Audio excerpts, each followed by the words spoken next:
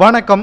அதிமுகவின் அலுவலக சொத்தை சுமார் 750 கோடியே ஊழல் செய்துவிட்டார் எடப்பாடி பழனிசாமி. உடனடியாக நடவடிக்கை எடுக்க வேண்டி தற்பொழுது சென்னை காவல் ஆணையரிடம் புகார் ஒன்றை கொடுத்திருக்கிறார் பன்னீர்செல்வத்தின் ஆதரவாளர் வைத்திலிங்கம் அவர்கள்.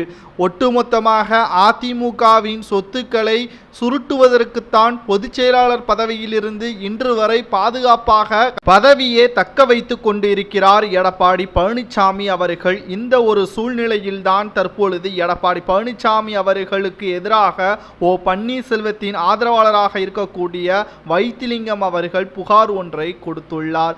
அதாவது அதிமுகவில் உள்ள அறக்கட்டளையில் வெளிநாட்டில் இருக்கக்கூடிய சில முக்கியமான நபர்கள் வருடம் நன்கொடை செலுத்துவது வழக்கம். கட்சியின் வளர்ச்சிக்காகவும் தொண்டர்களுக்கு நிதியுதவி வழங்குவதற்காகவும் சில ஊக்கத்தொகை கொடுப்பதற்காகவும் கட்சிக்கு நன்கொடை வழங்குவது வழக்கம். அந்த பணத்தை தற்பொழுது ஊழல் செய்வதாக தற்பொழுது புகார் ஒன்று எழுதப்பட்டுள்ளது.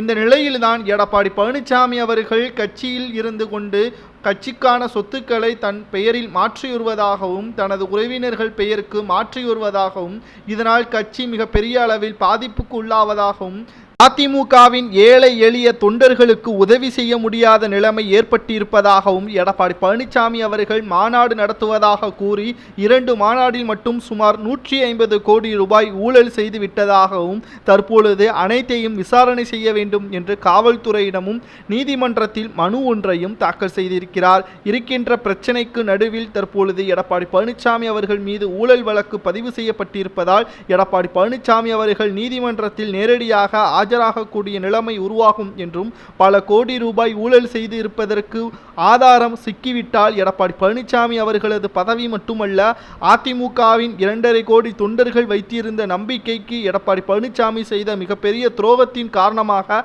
அதிமுகவிலிருந்து எடப்பாடி பழனிசாமி அவர்கள் விரட்டி அடிப்பதோடு மட்டுமல்ல பல குறிப்பிட்ட அதிமுகவின் சமூக சமய அனைத்து வேறுபாடுகளையும் தற்பொழுது அதிமுகவில் பிரிவினையை ஏற்படுத்தியிருக்கிறார். இதனால் தென் மாவட்ட நிர்வாகிகளும் கோவை மண்டல நிர்வாகிகளும் பேச்சுவார்த்தை இல்லாமல் இருப்பதாக செய்திகளையும் நம்மால் பார்க்க முடிகிறது. வைத்திலிங்கம் அவர்கள் கூறுவதை பற்றி உங்களது கருத்துக்களை கூறுங்கள்.